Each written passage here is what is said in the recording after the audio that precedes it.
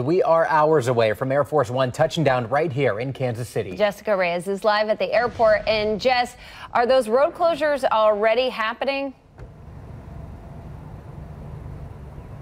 Yeah, so they already started a few hours ago. What we're seeing right now is security starting to pick up. In fact, we have several police officers, including their armored vehicle, that are already here. But the biggest difference we're going to notice is where the president is flying in. He's going to be arriving here at KCI rather than the downtown airport, which means 20 miles of route from here to the municipal auditorium, either road closures or reroutes. So this is going to be a lot for commuters this morning. But the problem we have here is that we don't know which route the president will be taking. In fact, MoDOT says in interest of for the security of the president, the route is secret even to them.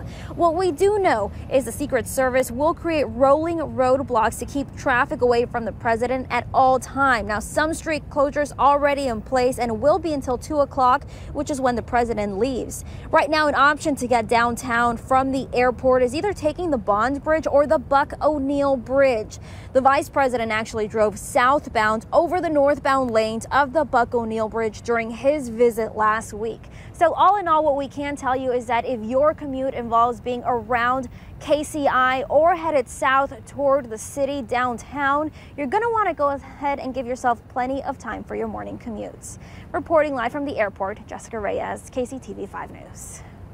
Okay, Jess, thank you so much. Let's go over to Bill for a closer look at how the president's travel could impact your morning commute. Actually looking pretty good so far here, Joe. This is the south side of the downtown loop. You can see the streetcar just heading northbound there on Main Street. Eastbounders doing okay. Maybe a few touches on the brakes, though, as you make your way underneath Bartle Hall and either take up I-35 or keep heading west on 670. Eastbounders off to a great start as well. Elsewhere, here is 670 just on the other side of I-35. And do you see that right there? You see that right there? That's Stephanie Kaiser, and you're going to hear from her here in just a second. That's one of our live vans there parked on the overpass. Here's westbound I-70 just off the Benton Curve, looking pretty good into downtown. Maybe picking up a little bit here between the Benton Curve and downtown. And here's where one slow spot this morning, westbound 470 into that road work just before the Triangle. A few extra minutes on this stretch between 50 Highway and the Triangle. Joe and Gina? All right, kind of like where's Waldo? Where's Stephanie this morning? We found her. You must have been good at that game, Bill.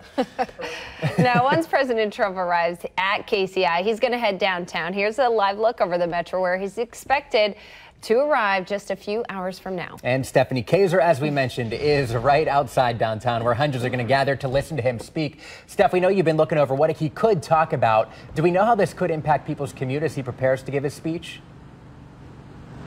I'm sorry, can you repeat that one more time for me? Just wondering how this could impact people's commute as he makes his way around downtown. This is definitely going to affect people's commute. So if you're waking up this morning, you're going to want to get out the door as quickly as possible. A lot of the downtown streets are going to be shut down, and we still don't know President Trump's exact route from KCI to downtown. So that's also going to be something you want to pay attention to if you live north or commuting up there as well. Get out the door as quickly as possible because there is going to be a backup. Now, this is the first time that President Trump is in Kansas City while he is president. If you remember, he was back here for a rally about 2 years ago, back in March of 2016. And if you're looking at this video, this is a glimpse of what that was like back then. You can see downtown just filled with people. This is a shot of the Power and Light District. Now, Trump threatened the crowd that protesters would be arrested, and shortly after, protesters were. Kansas City police also used pepper spray outside on those protesters. You can see that in the video now, so it was very rowdy. Now, this time, Trump will again be met by some protesters, but they're hoping this all stays peaceful. Kansas City police have a thorough plan in place to make sure of that. Now, around 10,000 people will be down here for the VFW annual convention. That is a lot of people, so that is why this is going to heavily affect traffic downtown here.